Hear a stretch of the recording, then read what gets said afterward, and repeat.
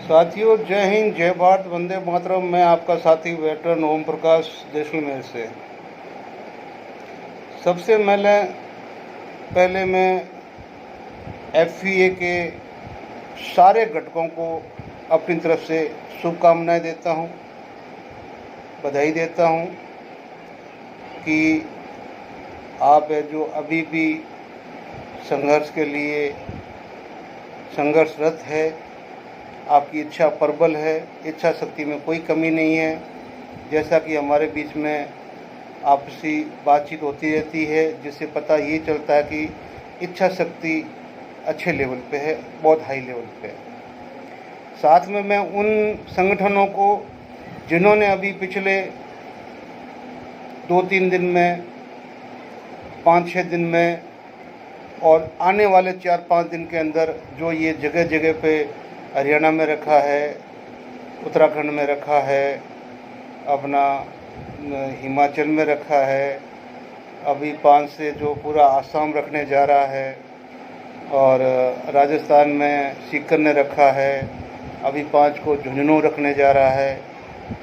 तो ये जो आप प्रोग्राम रख रहे हैं और ये जो एक एकता का बिगुल बजा रहे हैं, इसके अंदर जो आपने विशेष तौर से जो आसाम के जो हमारे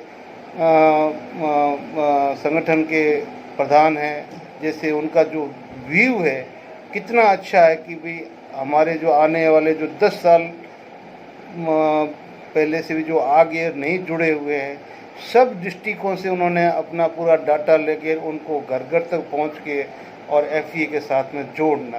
तो संगठन की शक्ति यही होती है जब संगठन के अंदर व्यक्ति होते हैं, व्यक्ति के बगैर कोई शक्ति नहीं होती है।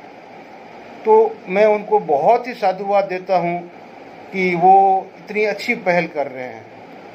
आज की वीडियो में मैं सिर्फ बात करूंगा एफईए, ठीक है ना, इसी के बारे में, या छोटी मोटी जो हमारी अभी जो चल रही है इसके बारे में। दोस्तों, चुनाव हो गया है, 4 तारीख को रिजल्ट आ जाएंगे, सरकार किसी की भी बने, लेकिन मेरी आपसे हाथ जोड़ के विनती ये है कि हर काम का एक तरीका होना चाहिए, शांति के साथ में। सरकार आएगी, रिजल्ट बनेगा, राष्ट्रपति किसको बुलाएंगे, कोई पार्टी बहुमत लाएगी नहीं लाएगी, त्रिकोण सब अपना लोकसभा बनेगी, क्या बनेगा कुछ पता नहीं है। और जो बनेगी उसके बाद में शपथ ग्रहण समारोह होगा, उसके बाद में मंत्रिमंडल बनेगा, और जब मंत्रिमंडल बन जाता है तो उसी के बाद में हमारा कोई काम शुरू होता है।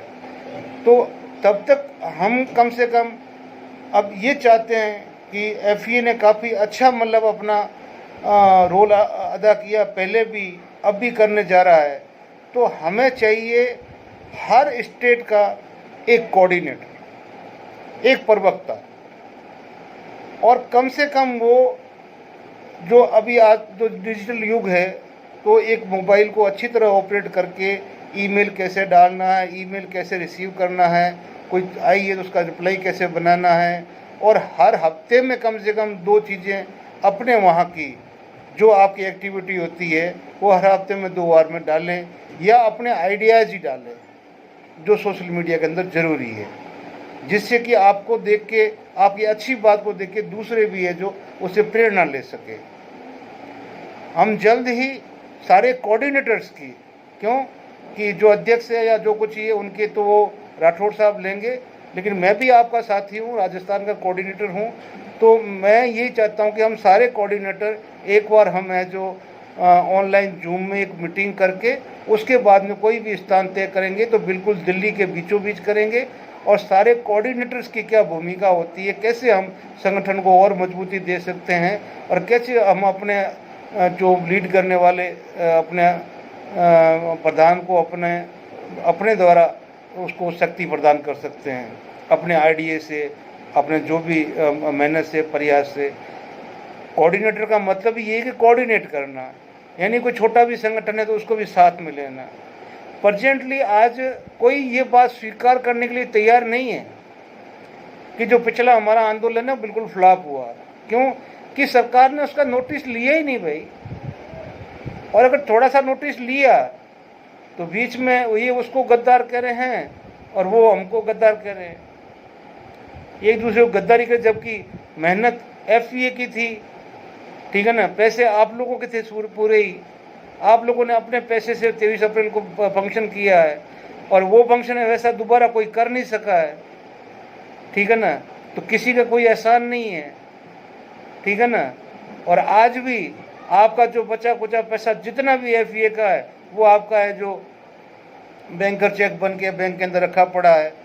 और बाकी के संगठनों को देख लो कि पैसे सब खत्म हो गए, क्यों, खेल खत्म, पैसा हजम हो गया, फाइनल जैसे ही खेल खत्म हुआ पैसा हजम। कोर्ट वालों का फैसला चाहे कुछ भी आए, खेल खत्म, पैसा हजम, वकीलों को फीस दे दी, खर्चा लग गया। यानी कि और अगर कोर्ट फैसला दे भी देगा तो कौन सी सरकार मान जाएगी। 2019 से पहले मैं बोल रहा हूँ, कितने ही हैं जो मतलब फैसले पड़े हुए जो अभी भी धूल चाट रहे हैं। तो मेरा कहने का मतलब ये है कि कोर्ट का आदेश हो जाने से हमारे पॉकेट में पैसे नहीं आ जाने हैं। वो तो जब तक सरकार की इच्छा शक्ति नहीं होगी तब तक कुछ नहीं मिलने वाला है। इसलिए सरकार आए, वो सरकार का वेलकम करो, वेलकम करने के साथ में अपने जो भी स्टेट के MPs वगैरह है उनसे अपने लाइजन बढ़ाओ। अपने को राजनीति करनी नहीं है, लेकिन राजनीति से एलर्जी नहीं रखनी है, नहीं करनी वो अलग बात है। जो जिस आदमी ने वोट दिया है, अभी हम सब राजनीति की है, सारे राजनीति वाले हैं, ये बीच में जो छर्रे छोड़ते हैं ना, कोई मतलब नहीं है। हमने वोट दिया है, हम पॉलिटिक्स है, राजनीति के, बिल्कुल इसमें कोई शक नहीं है। लेकिन हमारे को क्या है, जो भी अपने स्थानीय सांसद बनेंगे, जिनको हमने अभी भी बोला कि भाई हमारा ये मैटर है, आप चुने जाओगे तो आपको ये करना है, तो जिन्होंने कहा है वो अच्छी बात है, नहीं कहा वो वैसे भी उनके सामने अपना प्रार्थना पत्र लेके जा सकते हैं कि भाई कैसे भी करके सरकार को मना के हमारी मीटिंग करवाओ। तो ये हमारा दूसरा होना चाहिए। सरकार कोई भी आए उसको FCA का कंबाइंड रूप से FCA अध्यक्ष के द्वारा, उसके काउंसिल मेंबरों के द्वारा अच्छा सा एक मतलब लेटर पेड पे फर्स्ट क्लास उसका सरकार का वेलकम करना चाहिए, चाहे कोई सरकार आए। हमें तो उनसे अपना हक लेना भाई, पहले प्यार से चलो। जब पिछली सरकार के साथ क्या हुआ क्या नहीं, भले ये सरकार रिपीट भी हो, हमें उससे कोई मतलब नहीं है, लेकिन हमारा पिछला चैप्टर क्लोज हो गया। क्यों हुआ? वो आपसी लड़ाई और टांग खींचने में गया नहीं, अभी ये भी टांग खींचने में शुरू हो जाएगा तो यहाँ भी कुछ नहीं होना है। क्योंकि आज के दिन 50% हमारे जो सैनिक है वो लीग के साथ में संबंध है उनका, वो लीग के मेंबर है। जितने भी हमारे बंदे पेंशनियर है, इस बात को कोई स्वीकार करे ना करे, मैं डंके की चोट पे बोल रहा हूँ कि अगर मान लो हम 36 लाख है तो 18 लाख लीग के साथ में आज भी स्टैंड करते हैं। लीग भले अफसर चलाओ, चाहे अफसर अपनी तरफ से किसी भी ऑनररी कैप्टन को, सूबेदार को, नायक को, सिपाही को, जिसको भी वो चाहेगा वो उसको दे देगा, भाई जाओ आप इसको संभालो, कमांड करो, देखो इकट्ठा करो, जो कुछ भी है। तो हमारे को किसी से कोई एलर्जी नहीं है और करनी भी नहीं चाहिए। क्यों करें भाई? उसके अंदर भी मार खाने वाला है तो हमारा सैनिक ही है। अगर वो लीग की तरफ से अपने अफसरों के ऊपर निर्भर अफसर कुछ करते हैं हमारे लिए तो अच्छी बात है, नहीं करते तो एक दिन तो कब तक वो सहन करेगा, अपने आप छोड़ना ही पड़ेगा। लेकिन जो हम अलग हो चुके हैं तो हम तो अपने एक्सपीरियंस के आधार पे हो चुके हैं कि भी नहीं, इनसे हमारा काम नहीं बनेगा, ना तो हमारा ऑन सर्विस बना और ना ये बनेगा। हमारी मेहनत का फल हमें सर्विस में भी मिला, हमारी मेहनत का फल हमें अभी भी मिलेगा। तो 50% तो हमारे लीग में बैठे हुए, और यहाँ हम 35 लाख का काउंटिंग करके दिल्ली के वीडियो चढ़ा रहे हैं। कभी नहीं बोलते कि 50% बंदे हमारे लीग में बैठे, वो लीग वालों को आप कैसे वहाँ से मतलब बाहर लेके अपने साथ में लेके आओगे? ठीक है ना। अभी 2006 के बाद चल रहे हैं, नेक्स्ट दर का ग्रुप बनाओ, ये बनाओ, कोर्ट में जाओ, जाओ भाई साहब, कोर्ट में जाओ, कोर्ट में सारा पैसा मिल जाएगा। मैं एक ही बात कहता हूँ, जितने कोर्ट के अंदर उलझोगे उतना आप आने वाली सरकार को अच्छा मौका दोगे कि वो आपका पे कमीशन लेट करेगी। क्योंकि जितने भी की फैक्टर, मेन फैक्टर अगर कोर्ट में हो गई तो उसमें दो ही ऑप्शन है, या तो डिपार्टमेंटली, जैसे वो पे कमीशन जब डिक्लेयर होता है तो वो ओपिनियन लेता है तो उसके अंदर क्लाउज डाल देगी कि या तो हम जो नया जो भी डिक्लेयर करेंगे आप स्वीकार करोगे, और या फिर आप वेट करोगे कि जब तक फैसला नहीं हो जाता तो पे कमीशन ना आए। यही दो चीज़ होनी है। गवर्नमेंट जो आएगी वो आपको एक नोटिस थमा देगी, उसमें दो ही क्लाउज हो गए। क्या आप हम देना चाहते हैं आपको, उसके ऊपर आप सहमत है, या आप जो जितने की फैक्टर है जब तक कोर्ट से क्लियर नहीं होगी तब तक पे कमीशन को हेल्डअप किया जाए। आप अपना है जो ओपिनियन दे तो, और ये होगा तो फिर वो भी नुकसान किसको होना, हमें ही होना है, हमें ही होना है और किसी को नहीं होना। इसलिए ये तो होगी हमारी अपनी बात।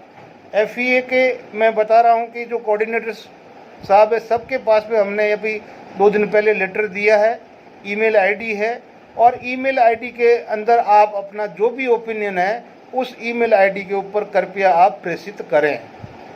अब मैं आगे आता हूँ दिग्गज वीरांगना महासंघ के ऊपर, जो कि FEA के अध्यक्ष अर्जुन सिंह साहब ने काफ़ी मेहनत करके 10-15 जो भी संगठनों से उनके अध्यक्षों से बात करके बनाया था। और जब वो बना उन्होंने अपना एजेंडा रखा और हमने 7 दिन तक पूरे देश में यात्रा की और हमने रेवाड़ी के अंदर समापन किया, और वहाँ तक तो सब कुछ अच्छा चल रहा था। हमने कोऑर्डिनेटर भी नियुक्त कर दिया था, जो भी जिन्होंने भी किया है, लेकिन कोऑर्डिनेटर बन गया, उनकी काउंसिल बन गई थी। लेकिन कोऑर्डिनेटर और काउंसिल बनने के बाद में रेवाड़ी की उस रैली के बाद से लेके आज तक उसका आउटपुट निल। ये कोई बुरा ना माने, है तो कोई आप बता दीजिए महासंघ वाले, हम भी आपके नीचे काम करने वाले हैं, आपके कहने पे काम करने वाले हैं।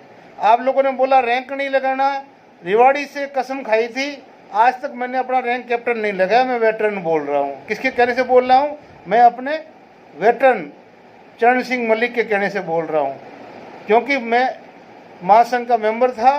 तो जब मेरे कोऑर्डिनेटर ने बोला महासंघ के कि अपन को रैंक यूज नहीं करनी है, तो मैंने उसको पालन किया है। लेकिन अगर वो आज अपना कैप्टन लिखते हैं तो वो उनकी गलती, खुद की गलती है।